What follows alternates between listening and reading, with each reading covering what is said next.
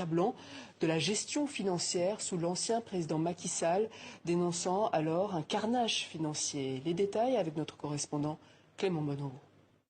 Les déclarations d'Ousmane Sonko fin septembre, fondées sur un rapport de l'Inspection générale des finances, avaient fait l'effet d'une bombe suscitant de vives réactions, notamment de l'ancien président Macky Sall, qui avait dénoncé des accusations infondées. Le rapport de la Cour des comptes publié ce mercredi vient conforter les conclusions du gouvernement. Tout au long de ces 57 pages, il met en lumière des écarts importants entre les chiffres officiels et la réalité. La dette publique, par exemple, s'élevait à près de 100% du PIB fin 2023, alors que l'ancien gouvernement avançait un chiffre de 74%. Le déficit budgétaire a également été systématiquement sous-estimé, avec un déficit moyen de 11% entre 2019 et 2023, soit 2 fois plus que les estimations officielles.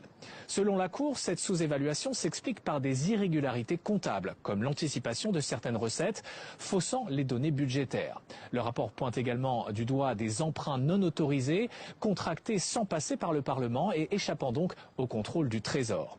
De nombreuses dépenses extra-budgétaires ont aussi été identifiées, avec des transferts irréguliers vers des programmes gouvernementaux. Face à ces dérives, la Cour des comptes recommande une traçabilité renforcée des finances publiques et un contrôle plus strict des emprunts. Elle insiste aussi sur la mise en conformité avec les normes de l'Union économique et monétaire ouest-africaine, notamment en matière de transparence fiscale.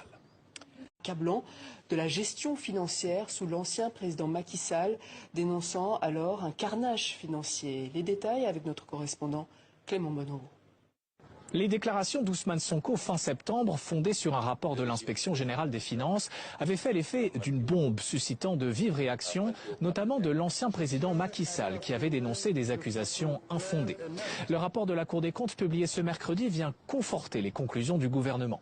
Tout au long de ces 57 pages, il met en lumière des écarts importants entre les chiffres officiels et la réalité. La dette publique, par exemple, s'élevait à près de 100% du PIB fin 2023, alors que l'ancien gouvernement avançait un chiffre de 74%. Le déficit budgétaire a également été systématiquement sous-estimé, avec un déficit moyen de 11% entre 2019 et 2023, soit 2 fois plus que les estimations officielles. Selon la Cour, cette sous-évaluation s'explique par des irrégularités comptables, comme l'anticipation de certaines recettes, faussant les données budgétaires. Le rapport pointe également du doigt des emprunts non autorisés, contractés sans passer par le Parlement et échappant donc au contrôle du Trésor. De nombreuses dépenses extra-budgétaires ont aussi été identifiées, avec des transferts irréguliers vers des programmes gouvernementaux. Face à ces dérives, la Cour des comptes recommande une traçabilité renforcée des finances publiques et un contrôle plus strict des emprunts. Elle insiste aussi sur la mise en conformité avec les normes de l'Union économique et monétaire